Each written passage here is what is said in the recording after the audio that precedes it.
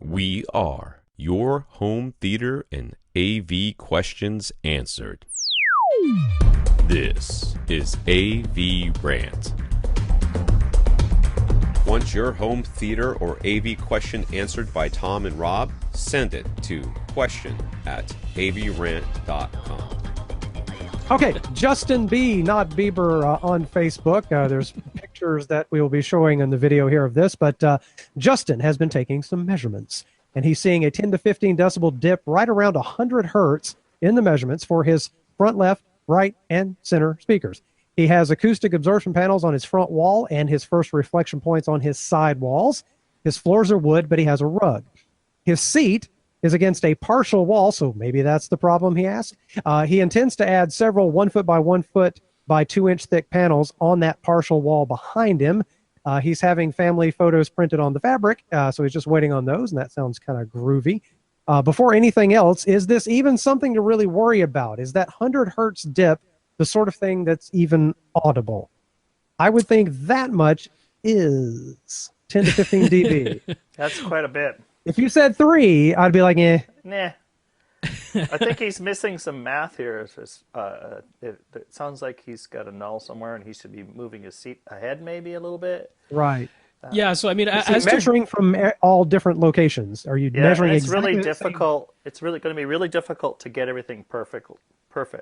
Right. Oh yeah. He needs to find a good balance, and that's quite a drop. That's unusually dramatic, and those speakers shouldn't have such a strange response curve. And it's across all three. Yeah. So I'm thinking it's a null or lobe somewhere. It definitely seems like it's some sort of cancellation that's happening at his seating location. And whether or not it's really a problem, you can sort of answer for yourself, Justin, because what I would do is play the sweeps. Because I assume when he's doing these measurements, those are probably quick sweeps, the quick, almost chirp-like sweeps. But go over to audiocheck.net, make yourself a nice long 10-second sweep, and just listen to that on each speaker individually, and that will tell you whether you can hear it, and if you can hear it, whether it's objectionable. Because what's he measuring with? Could that be doing anything weird? That's not impossible. What's his device? It's unlikely.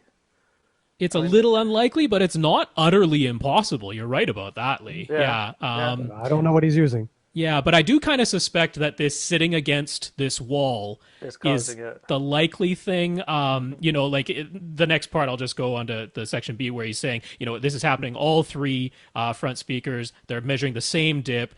Does that indicate that it's room reflections, maybe a floor bounce? Would a thicker rug help? 100 hertz is pretty low to be a floor bounce. Yeah.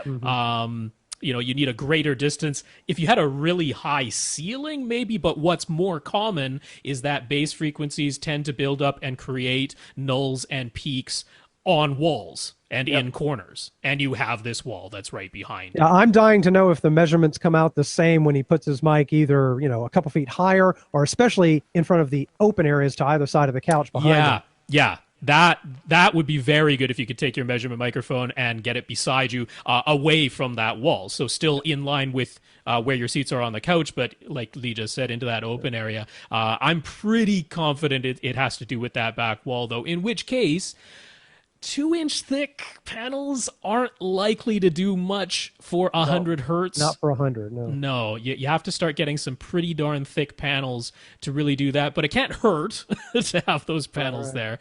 But I think really the solution is probably going to be to try to get a little bit of distance from that back wall, which might does he have room to scoot the couch forward? Is that possible? It might not be. Might not be. Even like 4 inches up front, a move forward make a difference for him. It doesn't take a lot. No, I'll frequently say 6 inches to a foot, which very often isn't like super noticeable or objectionable. When you're just looking at what the room looks like when you move it like that. I've always assumed you don't want to be butt up against any wall. You don't want your head close to a wall if you can help it. You're right. Like in my room, I almost can't help it, but I purposely scooted the couch out into the room a good 6 inches, just in case. All right, Justin. So we think that's what's going on there. Hopefully that's a little bit of help. But he has more. He has lots. Sure, he goes on. Since all three front speakers are measuring as having the same dip, does that indicate we did that one? Sorry. And so we talked about that. We did that. It is probably that. Okay, continuing on. Well, we got ahead. Look how good we are. He's been preparing to upgrade his front speakers for a while now, as everyone does. He was originally budgeting $2,000 to upgrade just the front, left, right pair, but now he can increase his budget to $4,000. Yippee! Although he'd like to get all three front speakers, left, center, right, if he's going to spend that much. I'm just jealous of the budget. I would like to do that. The Ascend Acoustics Sierra 2 have been his front runners. Sounds good. But with $4,000 to spend on his front three speakers besides Sierra 2s, what would we recommend? And I believe Rob does have a recommendation. Oh, sure, but I always talk on this thing. So why don't we get your guys' opinion first? I don't play in that realm, that price range. I play in the Best Buy range of prices. So I honestly just don't have any experience. I've never heard an Ascend Acoustic Sierra 2, so I don't know. I don't know what to tell you. Paradigm, I'm a Yamo fan. Energy. There's some really nice speakers from Episode. That's Snap AV, right? Snap AV does Episode? From Snap AV. Very cost competitive and quite a solid speaker. I've been using them regularly. Holy honkers! That's $4,000 across the front. You could pretty well do what you want. Well, I mean, yeah. Sort of in my opinion, for any of the reputable speaker brands that we talk about, and you just mentioned several of them, when you get to that price point, it's almost difficult to buy a bad sounding speaker. They're all pretty darn competent once you get that sort of budget. I was thinking, like, since he was originally targeting Sierra 2s because of budget considerations, originally he was trying to stay under 2,000. I'm like, well, you could just go to the Sierra Towers with the RAAL ribbon upgrade and the Horizon Center with the RAAL ribbon upgrade. That'll be under $4,000. Not by much, but it'll be under $4,000. Yeah. So, that's one way to go if you're sticking with Ascend. I was also thinking of Legacy Audio, because Legacy makes some really nice speakers. Now here, you'd actually have to stick with their bookshelf front speakers because even their, classic HD towers are like $4,500 a pair or something like just the towers. So here it would be their Studio HD bookshelf speakers. Those are $1,800 a pair. I think there's different finishes, so they can be more expensive, but the basic black is $1,800 a pair. And then they also have their Silverscreen HD. Whoa, that image is rotated for some reason. But their Silverscreen HD center speaker, which is also $1,800 all by itself, but hey, $1,800 plus $1,800 is under $4,000. That's right. So if you're not going to go Ascend Acoustics, I would take a long look at Legacy Audio because I really like those. So is there some way to characterize the audio characteristics? I can characterize the characteristics. Goodness, that's a awkward sentence. But is there any way for someone who hasn't experienced a pleated ribbon tweeter on something like that versus a regular dome tweeter, does it come across different? I'm with Tom and Rob on this. The tweeter they are all tweeters. That's right. Silk dome and aluminum and the ribbon ones. It all depends on how the room's balanced and what you're using for power. Gotcha. I find them they have a little bit more, if you want to call it, finessey, sparkly sound compared to my that's something. My Energies, which have an all aluminum driver on them, but that could be just objective. Like, sure, it might not because I measure it and they're all the same. Yeah, so frequency response wise, you can tune any tweeter to do just about anything. Objectively, they should be capable of slightly faster transient response than some. I mean, if you just have traditional. If you just have a physically heavier tweeter, it has that much more inertia. Whereas a pleated ribbon or a true ribbon like the RAAL ribbon tweeter in the Ascend Acoustic speakers, they weigh next to nothing. The pleated ribbons barely have to move because they're actually squeezing the air. Like an accordion. Yeah, yeah. So they barely have to move at all, which means objectively they should be capable of faster transient response. What I usually point to is the separation between notes, the delineation between a number of high-pitched notes in rapid succession. They're all nicely separated because there's no overhang, there's no extra inertia in the tweeter when you're using a ribbon. So that tends to be like I say, it's almost there's less sound, and that's the refinement, as opposed to there being more sound. Yeah, like a bell ringing a little longer. Yeah, type of sound. Yeah. All right. See, that's something for me to go on until I can put my ears in front of one. For $4,000, he could. I'm wondering when he's running for surrounds and his other speakers. This is true. I mean, because he could split that. He can get quite a lovely set up in the front, and then use some really nice. We just talked about it, about having the transients all sounding the same with everything being voice matched. If he doesn't have that in the back, he might want to spread the wealth. That's right. He seems more concerned about subwoofers because that's what's being I saw that. Yep. What's up next? Up next, he says, how do you know if your subwoofers are fully pressurizing your space? Well, your ears pop. No. Your pants flap in the breeze. And your nose bleeds, yeah. That's right. It hits the brown note and you run to the restroom. He's using dual SVS PB1000s. Sounds nice. If he just puts on the trim level pink noise and uses an SPL meter, he only has to turn the volume dials on his subs about 1/3 of the way up in order to reach 75 dB. So it seems as though he has extra headroom available if he needs it. Sounds like he does. Yep. He's a bit surprised because his space is fairly open and the total volume of all the open space is about 3,900 cubic feet.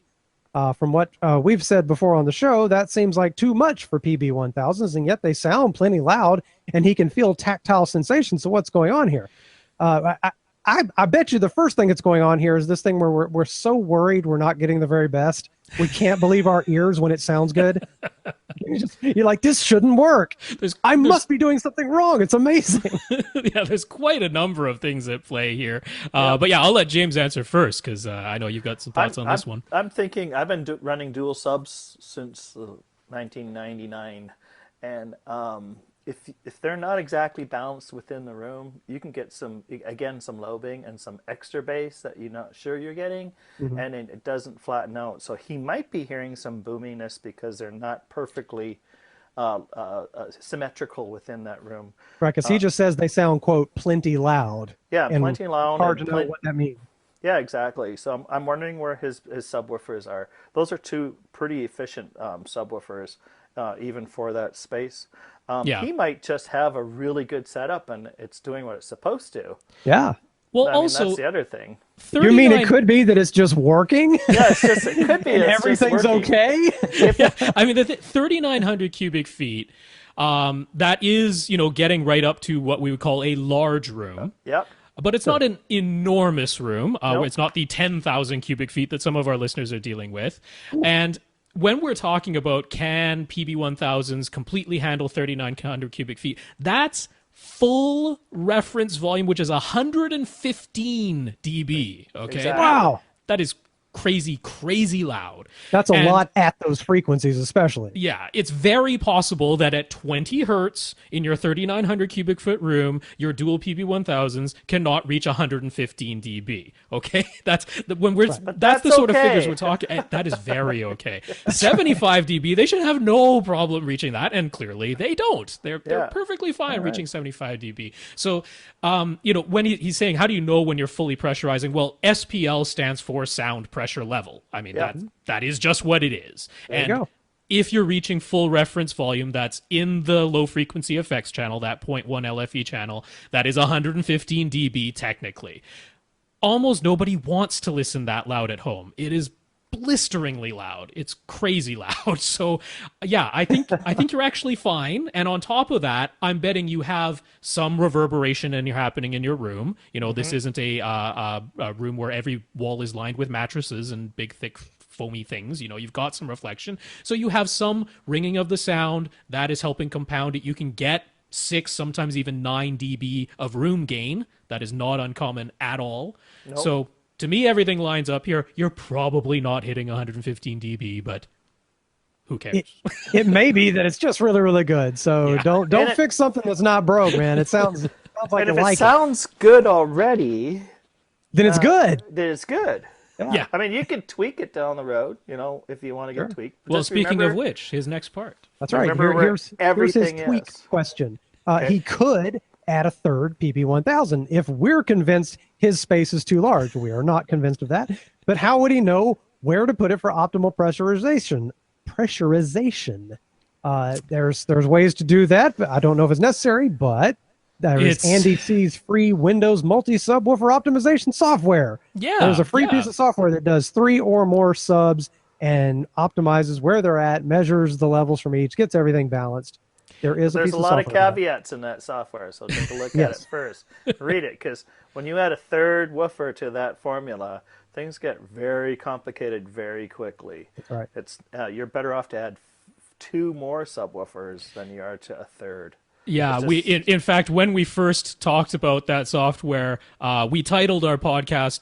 Well, it wasn't Andy's software, but when we were talking about the 3 subwoofer solution, we titled "Just Add the 4th Sub" because in many ways it simplifies the process. But yeah, we very much like that Andy has this software, especially because it's free. You can't beat that price. It's amazing. But it doesn't really tell you where to put the 3rd sub. It's kind of like once you have the 3rd sub, you measure all 3 individually, and it uses its algorithms to work out the best set of EQ that it can apply using something like a mini DSP, where you can individually set the delays and the levels and the EQ for each of the 3 subs individually. But honestly, Justin, our answer is, I don't think you need the 3rd sub. No, I don't think you have to worry about it. You said it's plenty loud. You're feeling the tactile sensation. Yes, we agree. You're probably not hitting 115 dB, but if you're not going, I have to hit 115 dB, you don't need to add an additional sub. Not in my opinion, anyway. I don't know about you guys. But if you want to go nuts, go 2 more subs. That's the way to go. So I mean, I don't want to tell anybody they can't have fun, enjoy spending money on what they want, buy more stuff, tweak it to death. That can be really fun. But I also hate to hear from someone who sounds like they're just not sure they've got the best. Yeah, let's put your mind at ease. I don't think you're in a situation where you need to do this to get to some place that you're missing out on. Right. I think you're getting largely what you already want. Continuing on with Justin Bieber, he watches most of his content using Kodi on his home theater PC. It's all been in 1080p up to this point. Now he's considering making the move to 4K because nothing's ever good enough. If he still wants to use his home theater PC as his playback device, what will he need in order to output 4K with HDR? Yeah, so technically, all you need is a new video card. Right. Technically. NVIDIA's latest, what are they, the 998 series, I think? I think they all have a 98 in there. Or, past that as well. There's the 1080, the 1070, the 1060. So we're on to the 10 series Don't now. even try to... that 1080, that's expensive. It's very expensive, yes. Wow. But Don't worry about that. So what's expensive? Isn't that several $100s? Oh, it's over $700 for that. Yeah, that's expensive. Just for the video card. But from the GTX 980 on up, those video cards have the capability of outputting HDR and of course 4K as well. They're very powerful video cards. However, there's another side to this as well, which is, let's say you just want to stream Netflix in 4K with HDR on a computer. For some reason, it's limited to Kaby Lake processors, which are the newest series of Intel processors, are the Kaby Lake processors. And it's only working on the Microsoft Edge browser at the moment. Now, of course, things are going to change. But if you want to be safe, essentially our answer is, you're going to want to get a new Kaby Lake processor, which means you're going to need a new motherboard. You're still going to want that nice video card, although the built-in integrated Intel graphics on those Kaby Lake processors are good enough. They're good enough to do the actual just video streaming, yes. Yeah, if all you're doing is video... gaming, if all you're doing is video 4K and HDR, the integrated graphics are good enough. But we're talking about a new processor, a new motherboard, which is essentially a new computer. That's a new computer, yeah. I've always said, as someone who has built a computer, once you're upgrading your motherboard, that's called a new computer. Yeah, more or less. That's a new computer. So not fantastic news there. And yeah, technically just getting a new video card could probably work with whatever processor and motherboard you're using, but not for all the services. A lot of this has to do with digital rights management, unfortunately. It always does. So stuff is built into those Kaby Lake processors to allow that. Mm-hmm. he understands that any 4K TV will upscale 1080p content to 4K resolution, sure. But what about HDR10 and Dolby Vision? Are those used in any way to enhance 1080p content? And I bet someone will try. Well, it's not HDR10 or Dolby Vision. No. Right, James? Yeah. Right. Yeah, it's the TV itself. If it's an HDR TV, they almost all have a mode where it can try to create HDR from a standard dynamic range signal. But of course, that's a little bit like trying to expand the color, right? They all have that native color palette versus normal color palette, where they're trying to falsely create new colors, or frame interpolation, where they're trying to take what is originally a 24 frames per second signal and turn it into 120, which ends up looking weird. So, or in audio, there's the same thing where they take a low bitrate MP3 and they try to recreate frequencies that they think were there. Even though they're not there anymore? That's perfect. That's a perfect analogy, Lee. Yeah. Those upper harmonics, they want to pretend they were there. Yeah. They're not going to be there. So none of those sort of trying to up it to HDR things in the TV have anything to do with HDR10 or Dolby Vision, because those are original signals. Yeah. But yeah, the TV itself could be doing something. He also asked if existing 1080p content is going to look significantly different on a 4K TV, not just from the resolution, from the quality of the television. Well, sure. If, brightness, it's a really good OLED, the quality of the TV will make a difference, but it's still doing the same resolution. I think it has to be similar to the situation where I hook up my old VCR to my plasma TV. It looks really good for VHS, but I can't invent image and picture and colors that weren't there. Yeah. All I can do is just make it look as good as it can. And again, for each TV, probably they're going to have to kind of tweak how that works depending on the display technology being used. Yeah, I would think. Exactly. All right. So we're continuing on with Justin. I said it was the Justin show. I warned you. Tell you what. What's a good low-cost pull-down or motorized screen between 90 and 110 inches? Also, how heavy are they? And if he wants to come down in front of a flat panel, does it have to be mounted on the ceiling or could it be mounted on the front wall? There's always a way to mount it wherever you want. I always say there's always something at Home Depot, and you can mount anything on just about anything. Okay, so as an installer, my experience has been if you're going to go with electric, you're going to have power by that unit. So you're going to have to figure out how you're going to get power to that unit. They're not heavy. They're not any heavier than a lot of the TVs that are out there today. The pull-down ones, they're the same. You know, there's no power. It's just your arm, so that's not a bad thing. Both can be mounted on the wall or on the ceiling. You just need brackets that extend it past. Yeah, they're just like an L bracket, right? Yeah, so you attach the L bracket to the wall, and then it hangs out however long the L bracket is. Yeah, and you can if it's in a stud, especially. Yeah, and you can make those decorative, or you can have them. You can just put L brackets. My preference is to have the screen above the mounted on the wall, and then some kind of a valance in front of it that hides it. So when you hit that remote and it comes down, that way it hides your electrical and hides all those wires. It looks really cool. And it appears to come from nowhere, and that's very sexy cool. Yeah, we've also done the ones where it comes out of the ceiling with the flap doors. Right. Yeah, those also work cool, but if you're dealing with a rental or a home that has joists up there and that kind of stuff, you're going to have to surface mount it. And it tends to cost more to do that. And he was looking for lower cost. So I mean, my immediate thought here was Elite screens. Pull down. They offer both. They have manual pull down, and those can be as inexpensive as about actually they can be under $150 for this size. So very reasonable there. And then they also have non-tensioned motorized ones. Those are in the sort of $500-ish range. And then they also have tensioned ones, which means like they have sort of like cables on either side of the screen that are pulling it taut. So those ones make it flatter. Yeah, that's the whole point. Yes. No waves or anything in the screen. Those are closer to up to around $1,000, and those also get a bit heavier. They're up maybe around 65 pounds. The other ones are down around 30 pounds. Yeah. So I mean, to me, there isn't really a lot that's going to be cheaper or better than what Elite Screens offers for sort of any of those price ranges. I agree. Yeah. Okay. Well, if the professional installer agrees with me, then I'm not far off, right? And here's my idea: you just you get the non-motorized, and then put you a little pulley on the floor and get some fishing line, and just get your rod and reel on the couch. And when it's time to pull the screen down, just reel that sucker in.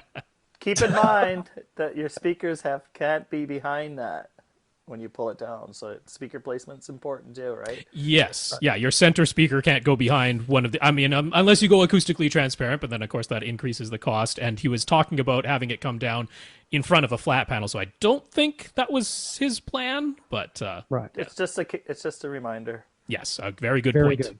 Everyone's voice is muffled. You don't want to hear that. It just doesn't. The timbre matching is wrong. It's terrible. Do we know whether that 85-inch LeEco uMax TV turned out to be any good? Apparently, I don't know because I can't say it.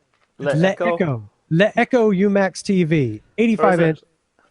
I have not heard of that. Yeah, it's a LeEco. Everything is a le, even though that's completely incorrect French grammar, but everything is a le with that company. But yeah, LeEco. We don't know. David Katzmeyer over at CNET says he's being sent one for review. I'll wait for what he says because I tend to trust whatever he says when it comes to reviewing TVs. But we don't know yet. Some people over on AVS Forum are even calling it vaporware because they keep sort of throwing it up for sale, but no one seems to have one yet.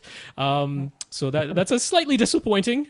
See, that's another one of those things that makes me go, It might have been a case of too good to be true. They're back to the $5,000 retail price. They're not offering it at the $4,000 price point anymore over on Le Mall, which is their online shopping portal. So it seems to be a fake product. It's throwing up some red flags. I'm sorry to say.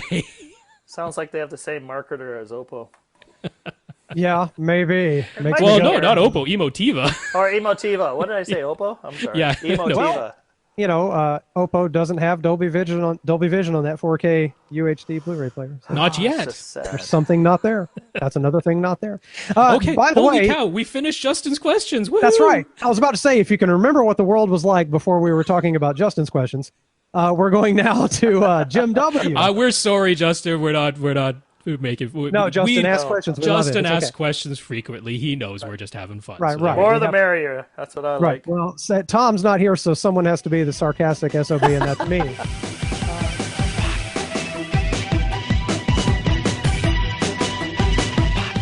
Want your question answered? Send it to question@avrant.com.